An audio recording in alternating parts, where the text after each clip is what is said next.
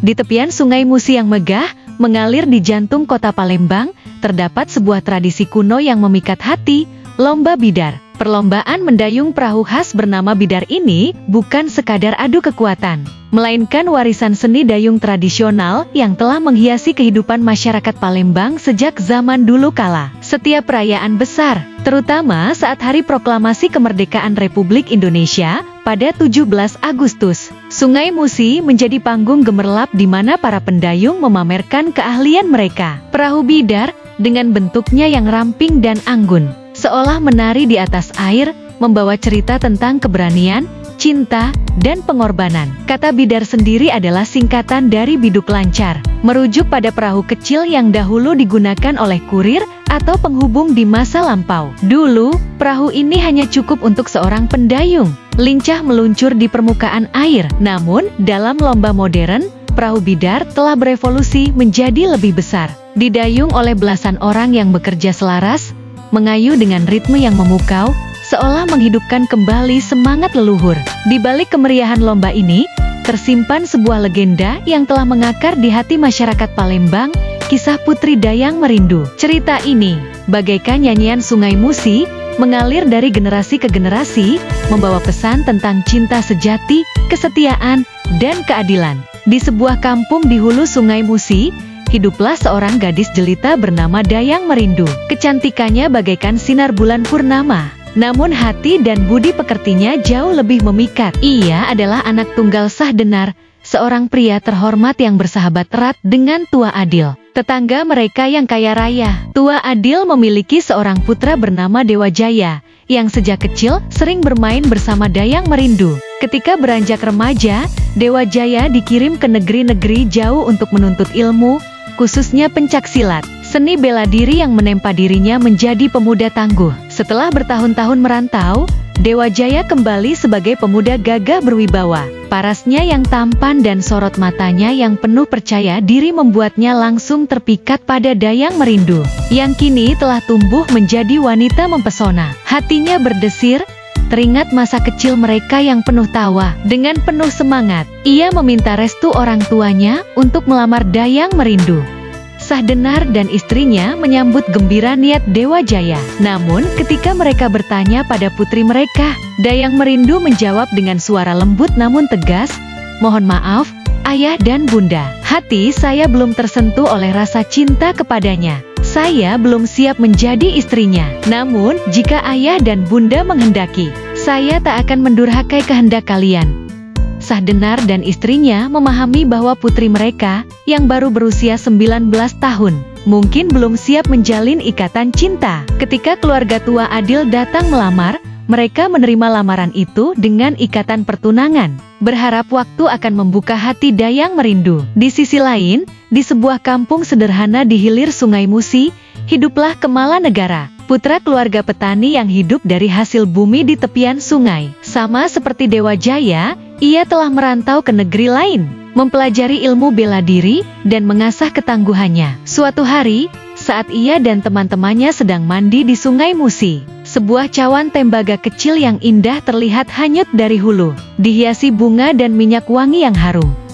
"Itu pasti milik seorang wanita bangsawan," kata salah seorang teman Kemala Negara, sambil tersenyum nakal. "Cawan ini biasanya digunakan untuk keramas. Mungkin pemiliknya seorang gadis cantik." Kemala Negara, yang dikenal berhati mulia, merasa terpanggil untuk mengembalikan cawan itu. "Jika ini milik seseorang yang sedang risau kehilangannya, kita harus mengembalikannya," ujarnya mantap. Dengan hati-hati, ia menyimpan cawan itu, dan memutuskan untuk berlayar menghulu Sungai Musi seorang diri. Setelah 2 hari mendayung dengan tekad baja, Kemala Negara tiba di sebuah kampung di hulu. Di tepi sungai, ia bertemu dengan seorang gadis yang sedang mengambil air. Dengan sopan, ia bertanya tentang cawan tembaga itu. Gadis itu tersenyum lebar, "Itu milik sahabatku, Dayang Merindu. 3 hari lalu, saat kami mandi bersama di sungai, cawannya hanyut saat ia keramas. Ia sangat sedih kehilangannya." Kemala Negara meminta gadis itu untuk mengembalikan cawan tersebut, namun gadis itu bersikeras, "Tuan muda, kembalikanlah sendiri." Dayang Merindu adalah gadis yang ramah dan rendah hati. Ia pasti akan sangat berterima kasih. Meski ragu, Kemala Negara akhirnya setuju. Ia menambatkan perahunya di dekat semak-semak dan menunggu di jalan menuju tepian sungai. Saat Dayang Merindu muncul bersama teman-temannya, pandangan mereka bertemu. Detik itu, dunia seolah berhenti berputar. Kemala Negara, dengan penuh hormat, membungkuk dan menyerahkan cawan itu. "Maaf, Putri Jelita," katanya, suaranya penuh kehangatan, "saya menemukan cawan ini dan ingin mengembalikannya kepada pemiliknya." Dayang Merindu, yang biasanya tenang dan terkendali, merasa jantungan hatinya berdegup kencang. Ada sesuatu dalam sorot mata Kemala Negara yang membuat darahnya berdesir, sesuatu yang belum pernah ia rasakan sebelumnya. Dengan tangan gemetar, ia menerima cawan itu, dan tanpa sadar, tangan mereka saling bersentuhan sejenak. "Terima kasih, Tuan," ujarnya.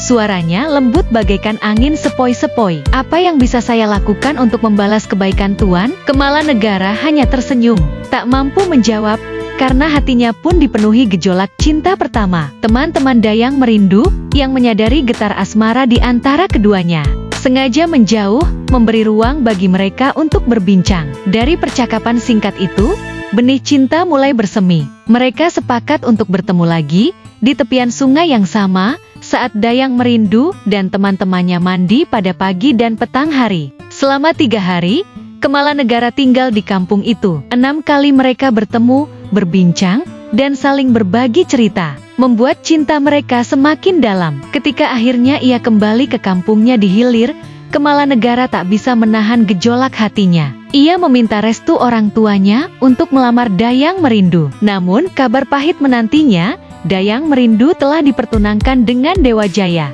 Hati Kemala Negara membara. Ia tak bisa menerima kenyataan bahwa wanita yang dicintainya akan menjadi milik orang lain. Dengan penuh keberanian, ia menantang Dewa Jaya untuk bertanding, mempertaruhkan hak untuk mempersunting Dayang Merindu. Dewa Jaya, yang juga mencintai Dayang Merindu dengan tulus, menerima tantangan itu. Keduanya menghadap Datuk, pemimpin kampung, dan menyatakan niat mereka untuk bertarung. "Biarlah yang menang menjadi suami Dayang Merindu," kata mereka serentak. Kabar tentang pertandingan itu menyebar seperti angin. Seluruh penduduk kampung, dari anak-anak hingga orang tua, berkumpul di tepi Sungai Musi untuk menyaksikan duel dua pemuda gagah ini. Hanya Dayang Merindu yang memilih tinggal di rumah. Hatinya diliputi kecemasan. Ia tak ingin Kemala Negara, yang telah mencuri hatinya, terluka. Namun, ia juga tahu bahwa Dewa Jaya adalah pria baik yang mencintainya dengan tulus. Pertandingan dimulai dengan adu pencak silat yang sengit. Selama setengah hari, kedua pemuda itu bertarung dengan lincah dan penuh semangat. Namun tak ada yang mampu mengalahkan lawannya. Keduanya sama-sama terampil, sama-sama kuat. Akhirnya, Datuk memutuskan untuk mengalihkan pertandingan menjadi lomba bidar. Siapa yang lebih dulu mencapai garis finish, dialah pemenangnya, tegas Datuk. Pada hari yang ditentukan, Sungai Musi dipenuhi sorak-sorai penduduk. Kedua pemuda itu, masing-masing mengayuh perahu bidar kecil, bersiap di garis start. Dengan tenaga dalam yang telah mereka asah selama bertahun-tahun, mereka mendayung dengan kecepatan luar biasa. Perahu mereka meluncur bagaikan anak panah, membelah air Sungai Musi. Penduduk menahan napas, karena keduanya tampak begitu seimbang. Tak ada yang unggul. Namun ketika keduanya mencapai garis finish bersamaan, sorak-sorai berubah menjadi keheningan yang mencekam. Kedua pemuda itu terlihat tertelungkup di perahu masing-masing, tak bergerak. Ketika diperiksa, ternyata mereka telah menghembuskan napas terakhir, mengorbankan seluruh tenaga dan jiwa mereka demi cinta. Kabar duka itu sampai ke telinga Dayang Merindu. Dengan hati hancur, ia berlari menuju pendopo tempat kedua pemuda itu disemayamkan. Di hadapan Datuk dan seluruh penduduk, ia berdiri dengan anggun.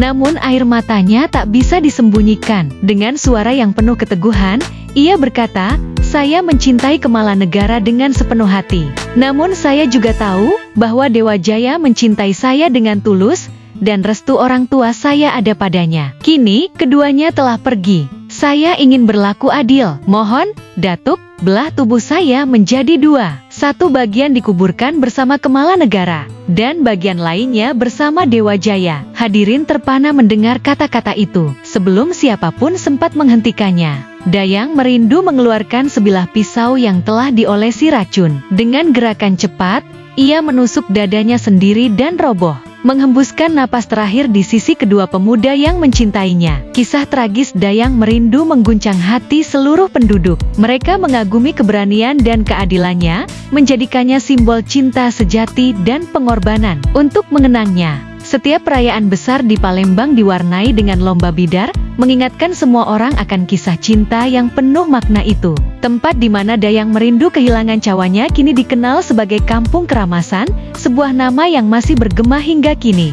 Meski banyak yang menganggap cerita ini sebagai legenda, semangatnya tetap hidup dalam budaya Palembang. Lomba bidar bukan lagi sekadar perlombaan, tetapi perayaan seni, keberanian, dan penghormatan terhadap nilai-nilai luhur. Kisah Dayang Merindu sering dipentaskan dalam tarian dan seni pertunjukan, menggambarkan kecantikan, kejujuran, kesetiaan pada orang tua, dan keberanian untuk bertindak adil, bahkan dengan mengorbankan nyawa demi cinta. Di tepian Sungai Musi, di bawah langit Palembang yang cerah, lomba bidar terus mengalir, membawa serta kisah cinta abadi yang tak pernah pudar.